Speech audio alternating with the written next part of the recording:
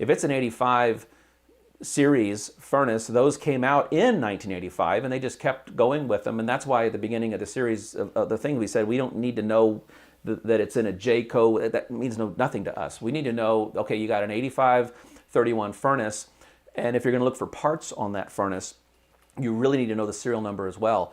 Because let's say on day one, they came out with an 8531 40 years ago, and well, they sold the 8531 for about 40 years. The parts that were on the original 8531 are not the same parts that are on the most recent 8531, but it's still all called an 8531. So how do you know how the flame spreader looks? Or they've also changed some of their electrodes.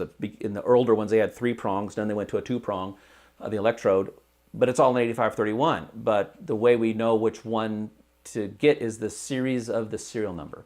So do yourself a favor, if you're going to get a part for anything, whether it's off of Amazon, you do your own shopping, or you're going to go down to your local RV parts store, help those parts guys out. They don't care if it's Jayco or Heartland. None of that matters. What it really matters is the model number and serial number of that appliance. That's what they need to know. That's how they can help you. They might use a program called MagnaFinder, and MagnaFinder is going to ask, what's the model number and serial number, so we get the right electrode. So anyway, so the reason I'm saying that is because let's say you're going to go find a flame spreader on Amazon. And I can't tell you how many service calls we've been on. It's been dozens of service calls I've gone on because they have a furnace, and they go to Amazon, for example. I'm not going to pick on Amazon. It's not Amazon's fault. But they're going to put in flame spreader for an 8531. Oh, here you go. This is the one. Works on all 8500 series furnaces. I'm like, really? Does it really? Really? And at no point in that description of that product on there does it say, do they make any reference at all to serial numbers and how they've changed.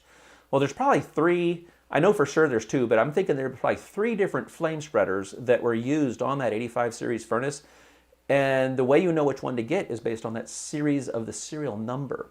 And so if you're going to buy this product, you're going to buy this flame spreader or buy the sales switch or buy the motor on these things, and no one's asking you for the serial number, they're really doing you a disservice, because you need to know that.